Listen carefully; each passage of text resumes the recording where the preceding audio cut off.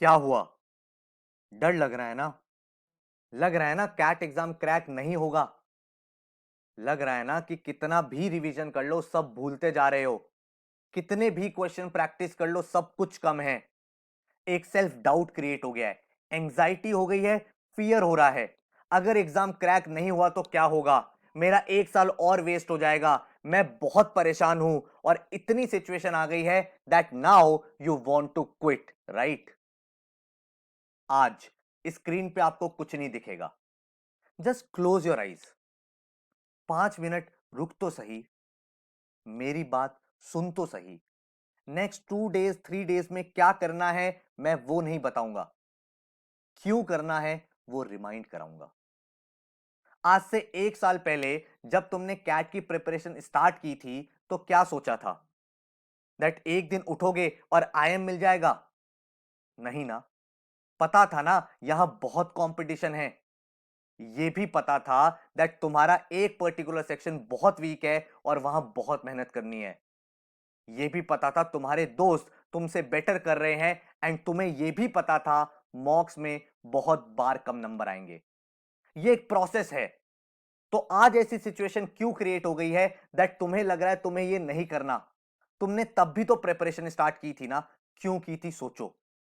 इसलिए preparation start की थी क्योंकि तुम चाहते थे कि तुम्हें एक अच्छा कॉलेज मिले, क्योंकि तुम चाहते थे कि एक अच्छी जॉब मिले, क्योंकि तुम्हारे प्रीवियस फेलियर को देखते हुए तुमने कहा था अब एक अच्छे कॉलेज में जाऊंगा, अपनी फैमिली की प्रॉब्लम से बाहर आऊंगा, सेल्फ मेड बनूंगा। सोचा था ना?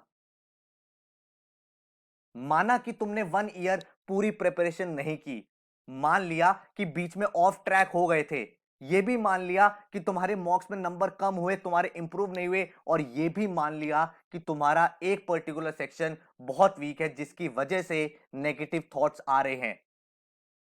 लेकिन उन थॉट से होगा क्या? क्या तुम्हारी परफॉर्मेंस इंप्रूव हो जाएगी? नहीं ना। तो जब हमारे सामने परफॉर्मेंस इंप्रूव होगी नहीं तो पूरे दिन हम ऐसी चीज के बारे में क्यों सोच रहे हैं जिसका रिजल्ट सिर्फ नेगेटिव ही होना है?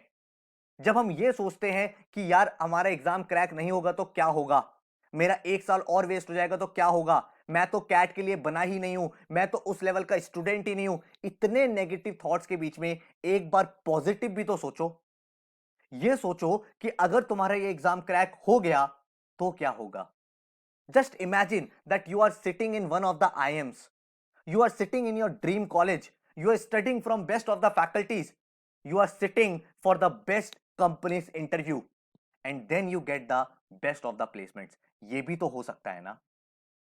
मान लिया एग्जाम के लिए सिर्फ 2 दिन बचे हैं। मान लिया इन 2 दिनों में तुम बहुत ज्यादा पढ़ नहीं सकते, लेकिन कैट एग्जाम कभी भी आपकी नॉलेज नहीं चेक करेगा। कैट एग्जाम कभी भी ये नहीं देखेगा आपने कितने एफर्ट लगाए हैं, कितनी इंटेलिजेंस आपके अंदर है, वो देखेगा आपका माइंडसेट कैसा है। जिस दिन आपका एग्जाम है उस दिन आप किस फ्रेम ऑफ माइंड में हो ये बहुत ज्यादा मैटर करने वाला है। कैट एग्जाम आपकी दो चीजों को टेस्ट करेगा। नंबर 1, आपकी प्रॉब्लम सॉल्विंग अप्रोच कैसी है। नंबर 2, आपकी टाइम मैनेजमेंट स्किल्स कैसी हैं। आपको नहीं पता एग्जाम में कितने क्वेश्चंस आते हैं, आपको नहीं पता उनका लेवल क्या रहने वाला है, आपको नहीं पता कितने अटेम्प्ट्स आपको करने हैं। लेकिन यही तो प्रॉब्लम है ना। जितनी भी कॉर्पोरेट है, क्या किसी ने कोविड एक्सपेक्ट किया था? नहीं ना। अनएक्सपेक्टेड सिचुएशन में आप कैसा परफॉर्म करते हो यही आपको एक अच्छा मैनेजर बनाता है, और यही चीज कैट आपको टेस्ट करने वाला है। और मिनिमम टाइम में आपको करना है क्योंकि कंपटीशन के साथ आप डील कर रहे हो।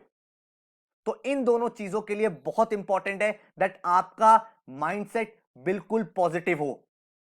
एक बात हमेशा ध्यान रखना, और यही बात आपका गोल्डन मंत्रा है, यही बात एक टॉपर और फेलियर का डिफरेंस है, यही बात एक विनर और लूजर का डिफरेंस है, that a winner is no one but a loser who tried once more. Exam वाले दिन हम अपना बेस्ट अटेम्प्ट देंगे, ये आपका माइंडसेट होना चाहिए। आपकी कितनी परसेंटाइल आएगी, कितने क्वेश्चन अटेम्प्ट करोगे, क्या एक्यूरेसी रहेगी, ये बात मैटर नहीं करती। लेकिन जब एग्जामिनेशन हॉल से बाहर आएंगे तो सबको ये बोलेंगे दैट ये हमारा बेस्ट अटेम्प्ट था। अब ये कैसे होगा? इसके लिए तुम्हें आइडेंटिफाई करना है अपना स्ट्रेंथ और वीकनेस। एग्जाम में कितने भी नंबर ऑफ क्वेश्चंस हो, डजंट मैटर। कैट एग्जाम कभी ये नहीं कहता कि 100 क्वेश्चंस है तो सारे करो, 75 है तो सारे करो। वो ये कहता है जो भी करो सही करो। तो मिनिमम टाइम में किसी भी क्वेश्चन को अपने ईगो पे नहीं लेना है और क्वेश्चन को अटेम्प्ट करना है, और वो भी वो क्वेश्चन जो आपके स्ट्रेंथ एरियाज है।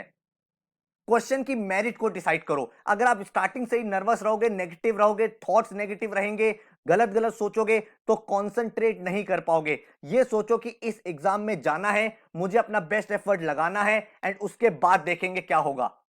एक बात हमेशा ध्यान रखना, average student with average efforts will always get average college.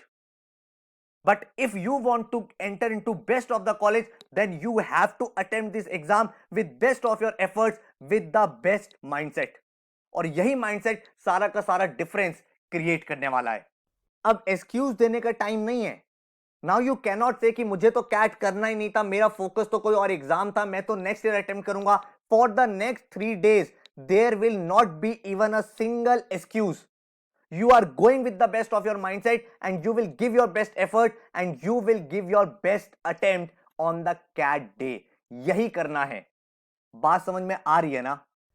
अपने ऊपर थोड़ा कॉन्फिडेंस दिखा तो सही। अरे अपने ऊपर का सेल्फ डाउट हटा तो सही।